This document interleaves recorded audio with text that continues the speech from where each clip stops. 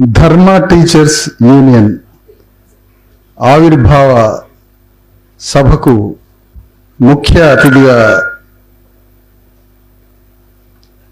విచ్చేసినటువంటి ప్రొఫెసర్ గంటా చక్రపాణి గారికి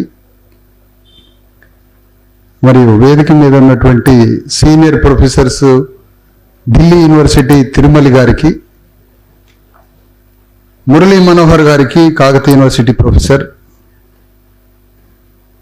ప్రొఫెసర్ రామయ్య గారికి సోషియాలజీ డిపార్ట్మెంట్ ఉస్మానియా యూనివర్సిటీ, ఇంకా వేదిక మీద ఉన్నటువంటి సౌధా అరుణ వర్ణ నిర్మూలన పుస్తక రచయిత గారికి, ఇంకా కొండ ఆశన్న డాక్టర్ గారికి, లింగమల్లు గారికి, వివిధ ఉమ్మడి జిల్లాల ఇన్ఛార్జీలకు. ఈ సభలోకి వచ్చేటప్పుడు సౌదా గారు జాన్ డ్యూయి ఫోటో పెట్టారు, భలే పెట్టారే అన్నారు. సౌదా గారితో అనేది ఏంటంటే, మీకు బాగా ఇష్టమని చెప్పారు, నాకు మీకన్నా బాగా ఇష్టం సార్ జాన్ డ్యూయి గారు. మీరు ఇష్టం అంటే నేను తట్టుకోలేకపోతున్నా, ఎందుకంటే మీకన్నా నేను ఎక్కువ ప్రేమిస్తున్నా జాన్ డ్యూయిని. అందుకని నాకన్నా మీరు ఎక్కువ ప్రేమించొద్దు,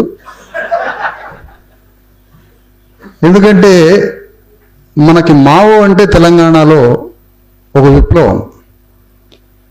మావోకి గురువు హూషి అని ఉన్నాడు ఒక ఆయన, ఆయనకి గురువు జాన్ డ్యూయి. ఆ హూషి నేర్చుకున్నదంతా అంబేద్కర్ దగ్గర. తెల్లవాళ్ల మీద యుద్ధం చేసిన నల్లవాళ్ళకి అనుక్షణం దిశానిర్దేశం చేసింది జాన్ డ్యూయి. అంబేద్కర్కి, తెల్లవాళ్ల మీద యుద్ధం చేసిన నల్లవాళ్ల నాయకత్వానికి, మావోని సృష్టించిన హూషీని సృష్టించిన జాన్ డ్యూయి. ఇంత అద్భుతమైనటువంటి మూల అన్వేషణ అధ్యయనం సృష్టించిన జాన్ డ్యూయి జన్మదినం పోయిన అక్టోబర్లో ఉండే కానీ ఆ జాన్ డ్యూయి జన్మదినం రోజునే ఈ టీచర్ల యూనియన్ ఆవిర్భావం జరిగితే బాగుండు అని మిత్రులతో అనుకోవడం జరిగింది. కానీ అప్పటికి ఎన్నికల నోటిఫికేషన్ వచ్చింది. అప్పుడు జరపలేకపోయాము, ఇప్పుడు జరిపాము. కానీ విచిత్రంగా 2 సంఘటనలు జరిగినాయి. అప్పుడు జరిపినట్టయితేనేమో ఆకునూరి మురళి గారు వచ్చేవారు, గంటా చక్రపాణి గారు రాలేకపోయేవారు. ఇప్పుడు జరిపితే ఆకునూరి మురళి గారు రావట్లేదు, చక్రపాణి గారు వచ్చారు. ఇది వారిని అడిగే ఈ జోకుని మీకు చెప్పడం జరిగింది. అప్పుడు కూడా వచ్చేవారు అన్నారు, చాలా సంతోషం. ఎందుకంటే ప్రభుత్వంలో ఉండి యుద్ధం చేయడం చాలా అరుదైన విషయాలు ప్రపంచంలో. అలాంటి ఒక రాడికల్ థింకింగ్ ఉన్న ప్రొఫెసర్ గారు, నేను, రామయ్య గారు, ప్రొఫెసర్ గంటా చక్రపాణి గారు ముగ్గురం ఒకే డిపార్ట్మెంట్ సోషియాలజీ ఉస్మానియా యూనివర్సిటీ.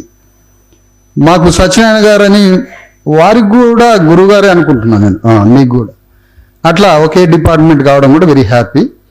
ఇక విషయానికి వస్తే, ఇప్పుడు చైనా గోడ అంటే అది సిమెంట్ కాంక్రీట్తో కట్టారు కాబట్టి ఒక దేశాలు మరొక దేశం చైనా మీదకి దండెత్తకుండా వేలాది కిలోమీటర్ల గోడ కట్టారు కాబట్టి అవతల వాళ్ళు యువతలకి పోవడానికి వీల్లేదు.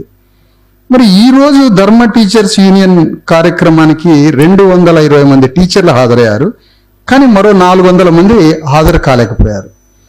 ఎందుకు హాజరు కాలేదు అంటే, ఇక్కడ శాలువా గోడను కట్టారు తెలంగాణలో. ఏమిటి శాలువా గోడ అంటే, గురజాడ అప్పారావు గారు గురించి శతజయంతి ఉత్సవాలు చేస్తారట ఈ టీచర్స్ ఆర్గనైజేషన్. విజయవాడలో 1982-83లో యూటీఎఫ్ రాష్ట్ర సదస్సుకి సినీ రైటర్ ఆరుద్ర గారిని పిలుస్తారు. వారు కందుకూరి వీరేశలింగం గురించి, గురజాడ అప్పారావు గురించి. గురజాడ అప్పారావు గారు తెలుసా మీ అందరికీ? మంచి అన్నది ఒకవేళ మాల అయితే, మంచి అన్నది మాల అయితే, ఒకవేళ మాల అయితే అది నేను అవుతా అంటాడు ఆయన.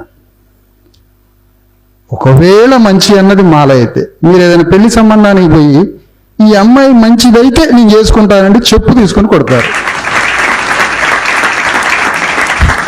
ఇప్పుడు గురజాడ అప్పారావు గారు మంచి అన్నది ఒకవేళ మాల అయితే అది నేను అవుతాను. ఆయన గారి శతయంతి ఉత్సవాలు చేస్తారట, ఆరుద్ర గారిని పిలుస్తారట, దేవులపల్లి కృష్ణశాస్త్రి గారిని పిలుస్తారట. కానీ సావిత్రిబాయి పూలే గురించి ఊసే ఎత్తని టీచర్ల యూనియన్లు ఈరోజు ధర్మ టీచర్స్ యూనియన్ అనే ఒక భూకంపం పుడుతుంటే తెలంగాణలో 33 జిల్లాల్లో శాలువా